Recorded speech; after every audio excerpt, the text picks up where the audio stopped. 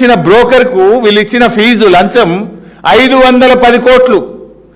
కమిషన్లు ఇచ్చి బ్రోకర్లకు లంచం ఇచ్చి అప్పులు తెస్తున్నారు ఈ తెలంగాణకు. మీరు చరిత్రలో ఎక్కడన్నా ఉందా? ఈ దేశంలో ఏ రాష్ట్రమన్నా చేస్తుందా? ఎప్పుడన్నా తెలంగాణ రాష్ట్ర చరిత్రలో లంచాలు ఇచ్చి బ్రోకర్లను పెట్టి బ్రోకర్ కమిషన్లు ఇచ్చి అప్పులు తెచ్చిన రాష్ట్రం ఉందా? సిగ్గుతో తలదించుకోవాలి రేవంత్ రెడ్డి గారు. ఇంకా మాట్లాడతారు మీ ముఖానికి. 30 తెచ్చిండ్రు, ఇంకా 70 తెస్తారట. దానికి కూడా రెడీ చేసిండ్రు. త్వరలో అన్ని ఆధారాలు డాక్యుమెంట్లతో సహా బయట పెట్టని ఉత్తగా మాట్లాడతలేదు. ఇగో ఇది అసెంబ్లీలో నా క్వశ్చన్. బ్రోకర్ని పెట్టిండ్రా, లంచం ఇచ్చిండ్రా, ఎంత ఎంత ఎంత లంచం ఇచ్చిండ్రు అని అడిగిన. ప్రభుత్వ సమాధానం, merchant bankers by the name Trust Investment Advisors Private Limited అనే బ్రోకర్కు 1,69,83,97,978 రూపాయలు లంచం ఇచ్చినాము, బ్రోకర్ ఫీజు ఇచ్చినామని అసెంబ్లీలో ప్రభుత్వం ఇచ్చిన సమాధానం. 169,83,97,978 రూపాయలు బ్రోకర్ ఫీజు లంచం ఇచ్చి 10,000 కోట్ల అప్పు తెచ్చినామని అసెంబ్లీలో రాష్ట్ర ప్రభుత్వం ఇచ్చిన సమాధానం. ఇది 10,000 కోట్లకు 169 కోట్లు ఇచ్చిండ్రు. మళ్ళొకసారి అసెంబ్లీలో అడిగిన, ఇది నాకు డౌట్ వచ్చింది, వీళ్ళు అంతటా లేపుతుర్రా ఈ పైసలు, ఇది టీజీఐసీలు లేపినట్టే హెచ్ఎండిఏలు కూడా లేపుంటారని క్వశ్చన్ అడిగిన. ఇది హెచ్ఎండిఏ ఆన్సర్ అసెంబ్లీలో. హెచ్ఎండిఏలో 20,000 కోట్ల అప్పు తెస్తున్నాం అని చెప్పిండ్రు. ఆడ కూడా బ్రోకర్ని పెట్టుకున్నారు. Same trust investment advisory private Limited అనే బ్రోకర్ని పెట్టినాం అని ఆ రోజు ఆన్సర్ ఇచ్చిండ్రు. అప్పటికి ఏం రాసిండ్రు ఇంట్లో అంటే, ఏ భూములు కుదబెట్టాలి, ఏవేవి కుదబెట్టాలనో జర చర్చలలో ఉన్నాం, ఇంకా అప్పు లావటలేదు అన్నారు. ఇది చాలా రోజులు. ఇది అసెంబ్లీలో ఆన్సర్ వచ్చి దాదాపు 6 నెలలు ఏడాది అయింది. ఆల్రెడీ ఇక్కడ లేపినరు, ఈడ కూడా బ్రోకర్ ఫీజు ఇచ్చారు. ఇది 20, అది 10, 30,000 కోట్లు అప్పు అనకుండా దీనికి బాండ్స్ అనే అందమైన ముసుగు పెట్టి హెచ్ఎండిఏ భూములు, టీజీఐసి భూములు కుదబెట్టి బ్రోకర్లను పెట్టి 500 కోట్లు లంచాలు ఇచ్చి బ్రోకర్ ఫీజు ఇచ్చి ఇవాళ 30,000 కోట్ల అప్పు తెచ్చారు. ఈ 30 జాలయట. ఇప్పుడు 3 కార్పొరేషన్లు చేసింది కదా, ఎన్పీడీసీఎల్, ఎస్పీడీసీఎల్, రైతు డిస్కామ్. ఆ మూడింటి మీద లేపుతారట. దానికి 10. ఈడొక 3 కార్పొరేషన్లు చేసింది కదా, జిహెచ్ఎంసీ, సైబరాబాద్, మల్కాజ్గిరి. దీని మీద ఒక 30 లేపుతారట. ఇప్పుడు ఇక దీనికి 30, అవి 30, 60. ఆల్రెడీ ఒక 30 లేపిండ్రు, 90. జిహెచ్ఎంసీ ఒక 10. మొత్తానికి 1,00,000 కోట్లు బ్రోకర్ ఫీజులు ఇచ్చి లేపుతారట పైసలు. అంటే ఇప్పటికే తెచ్చిన 30కే 500 కోట్లు ఇచ్చిండ్రు. ఇంకా 70,000 కోట్లు లేపాలంటే అదో 1,200 కోట్లు లంచం. అంటే అదో 1,200, ఇదో 500, అంటే 1,710 కోట్ల రూపాయల లంచాలు ఇచ్చి బ్రోకర్ ఫీజులు ఇచ్చి 1,00,000 కోట్ల రూపాయల అప్పు ముసుగులో అందమైన పేరు బాండు. అది అప్పే 1,00,000 కోట్లు తెస్తుంది. ఇంకా మీరు మా గురించి మాట్లాడతారు. ఇవన్నీ లెక్కలు తీస్తే మీ ముఖ్యమంత్రి గారు ఇప్పుడు ఏదో చెప్పే కదా 347 కాదు, ఇవన్నీ కలిపితే చాలా ఎక్కడికో పోతుంది. ఇంకా ఇవి దాస్తున్నారు మీరు. నేనంటే బాండ్లు అంటున్నారు, భూములు కుదబెట్టి తెస్తున్నారు.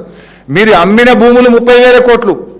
ఇవాళ లాస్ట్కో స్కూల్ కడదాం, దవాఖాన కడదాం, బొందల గడ్డకు కూడా జాగ లేకుండా బిట్లు వెతికి హెచ్ఎండిఏ భూములు, టీజీఐసి భూములు, హౌసింగ్ బోర్డు భూములు, 30,000 కోట్ల రూపాయల భూములు అమ్మిండ్రు.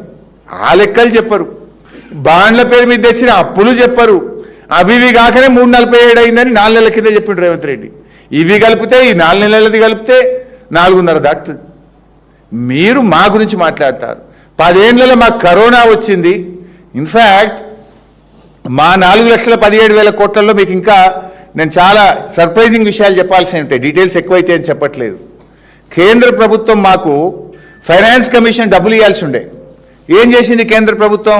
కరోనా వచ్చింది, మా దగ్గర పైసలు లేవు, మీరు అదనంగా అప్పు తెచ్చుకోండి అని పర్మిషన్ ఇచ్చిండ్రు. ఆ అప్పు కూడా ఇళ్ళనే ఉన్నది.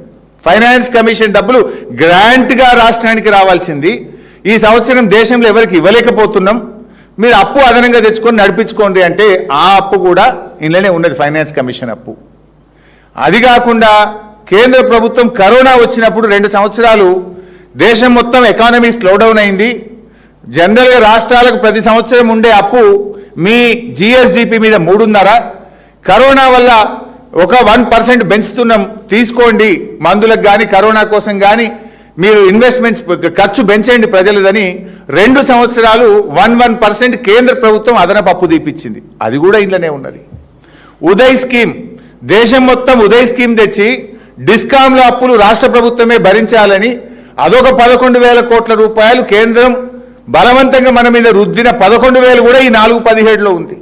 ఈ 4-17లో ఉదయ్ స్కీమ్ కింద కేంద్ర ప్రభుత్వం డిస్కాంల అప్పు రాష్ట్రాల మీద వేసిన 11,000 ఉంది. ఫైనాన్స్ కమిషన్ది గ్రాంట్గా ఇవ్వాల్సింది ఇవ్వలేకపోతున్నాం, మీరే అప్పు తెచ్చుకొని నడిపించుకోండి అన్న 5-6 వేల కోట్లనే ఉన్నది. కరోనా వల్ల 1% అదనంగా పెంచిన అప్పు ఇంట్లోనే ఉన్నది. ఇంకోటి జిఎస్టీ పైసలు కూడా మనం జిఎస్టీలో చేరినాం కదా. ఒకవేళ మీ ఆదాయం ఇంతకంటే తగ్గితే కేంద్రం మనకి ఇవ్వాలి. అది కూడా డబ్బులు లేవని కేంద్రం ఏం చేసింది, 2 సంవత్సరాలు ఈ జిఎస్టీలో మీకు డబ్బులు వస్తలేవు, ఈసారి మాకు టైట్ ఉన్నది, మీ పైసలు అప్పు తెచ్చుకోండి, తర్వాత ఎప్పుడైనా రియంబర్స్ చేస్తామన్నారు. ఆ అప్పు కూడా ఇలానే ఉన్నది. జిఎస్టీ అప్పు, ఫైనాన్స్ కమిషన్ అప్పు, కరోనా అప్పు, ఉదయ్ స్కీమ్ అప్పు, ఇన్ని కలిపితే కూడా 4-17. ఒక ప్రత్యేక పరిస్థితులు. కరోనా ఇస్ ఏ ప్రత్యేక పరిస్థితి, ఉదయ్ స్కీమ్ ఒక ప్రత్యేకమైన పరిస్థితి, ఫైనాన్స్ కమిషన్ ఒక ప్రత్యేకమైన పరిస్థితి, జిఎస్టీ ఒక కొత్త స్కీమ్ ప్రత్యేకమైన పరిస్థితి. ఇన్ని కలిపితే Uday, GST, corona, finance commission ఇన్ని కేంద్ర ప్రభుత్వం మన మెడ మీద కత్తిపెట్టి అదనంగా అప్పులు తీసుకునే పరిస్థితి కల్పిస్తే కూడా, అన్నీ కలిపితే కూడా 4-17 మాత్రమే. ఈ 4-17లో ఎఫ్ఆర్బిఎం అప్పు, కాళేశ్వరం అప్పు, సీతారామ అప్పు, మిషన్ భగీరథ అప్పు, పాలమూరు రంగారెడ్డి మీద చేసింది కూడా కలిపి ఇన్ని కేంద్ర ప్రభుత్వం కలిపి 4-17. మీకేమున్నాయి? ఇప్పుడేం కరోనా వచ్చిందా? మీకేమైనా కేంద్ర ప్రభుత్వం మెడ మీద కత్తిపెట్టి కొత్తగా ఏమైనా ఇచ్చిందా? మీకు ఏమిచ్చింది? మీకు మేము కనీసం 4-17 చేస్తే కూడా మేము 4,17,000 కోట్లలో ఇలా ఎంత ఆస్తి? మిషన్ భగీరథ రాష్ట్ర ప్రజలందరూ తాగుతున్నారు, మంచి సిస్టమ్ ఆస్తి ఇలా కల్పన జరిగి ఉన్నది. కాళేశ్వరం, పాలమూరు, సీతారామ పనులన్నీ జరిగి ఉన్నాయి. దేవాదుల, సమ్మక్క సాగర్, భక్త రామదాసు, అదేవిధంగా దేవాలయాలు, రైతు బంధుకు 72,000 కోట్లు, రైతు బీమాకు 7,000 కోట్లు, రుణమాఫీ 29,000 కోట్లు, ఉచిత కరెంటు 61,000 కోట్లు, గొర్రెల పంపిణీ 5,000 కోట్లు, ఆసరా పెన్షన్ 61,000 కోట్లు, 33 మెడికల్ కాలేజీలు, కలెక్టరేట్లు, అద్భుతమైనటువంటి సెక్రటరేటు, ఇట్లా మేము ఎన్నో ఆస్తుల కల్పన చేసినాం. పోలీస్ కమాండ్ కంట్రోల్ రూము, ఇవన్నీ మేము చేసినాం. మరి ముఖ్యమంత్రి 3,47,000 కోట్లు చేసినాడు. ఒక్కటి చూపిస్తారు ఏమన్నా? ఒక్కటి. కేసీఆర్ ఆనవాళ్ళు ఎక్కడ చూసినా కనబడతాయి. జిల్లాలో కలెక్టరేట్లు, ఎస్పీ బిల్డింగ్లు, మెడికల్ కాలేజీలు, రోడ్లు, సెక్రటరేటు ఎన్ని ఉన్నాయి, మీ హాస్పిటళ్ళు. మీరు చేసింది ఏమున్నది? ఇన్ఫ్యాక్ట్ ఇంకొక ఇంట్రెస్టింగ్ పాయింట్ కూడా చెప్పాలి, రాష్ట్ర ప్రజలకు కూడా తెలవాల్సినటువంటి అవసరం ఉంది. అప్పులు పెరిగినాయి అంటున్నారు. సరే, మీరే ఇందాక లెక్క చూసిండ్రు. తెలంగాణ రాకముందున్న అప్పు 1,00,000 కోట్లు, 2 ఏవి? ఎఫ్ఆర్బిఎం మరియు కార్పొరేషన్ అప్పులు ప్రభుత్వం చెల్లింది. రఫ్లీ ఒక 1000 అటు ఇటు ఉన్నట్టుంది, 1,00,000 కోట్లు. ఈరోజు ఎంత ఉంది? కాగు ప్రకారం 4-10, 4-17 వైట్ పేపర్ ప్రకారం. ఇందులో ఎన్ని ఉన్నాయి? Finance commission, GST, corona, Uday scheme, ఇవన్నీ కలిపితే కూడా 4-17, 4 అంతలు పెరిగింది. 1,00,000ది 4 లక్షలు అయింది. మరి రాష్ట్ర బడ్జెట్ ఆదాయం ఎంత పెరిగింది? 2014-15లో తెలంగాణ ప్రభుత్వం ఏర్పడ్డప్పుడు మన రాష్ట్ర స్వంత ఆదాయం ఎంత అంటే 51,000 కోట్లు. మేము దిగిపోయినప్పుడు, లాస్ట్ బడ్జెట్ నేనే పెట్టిన ఫైనాన్స్ మినిస్టర్గా, మనం దిగిపోయినప్పుడు రాష్ట్ర ఆదాయం 2,16,542 కోట్లు. మోర్ దాన్ 4 టైమ్స్ పెరిగింది, 400 టైమ్స్ పెరిగింది కదా. ఎక్కడ 51,000, ఎక్కడ 2,16,542. మరి ఇది ఎందుకో చెప్పవు బట్టి గారు, ఎందుకు దాస్తున్నావు? ఇప్పుడు అప్పులలోనేమో లేని అప్పులు చూపించి 6 అంటావు, 7 అంటావు, 8 అంటావు, అందులో అన్నీ గారడి చేస్తావు. అందులో ఇప్పుడు నేను చెప్పినటువంటి ఫైనాన్స్ కమిషన్ది కానీ, జిఎస్టీది కానీ, ఉదయ్ది కానీ, కరోనాది అదనపు భారం పడ్డదని అది చెప్పవు, దాచిపెడతావు. మరి ఆదాయం ఎంత పెరిగింది?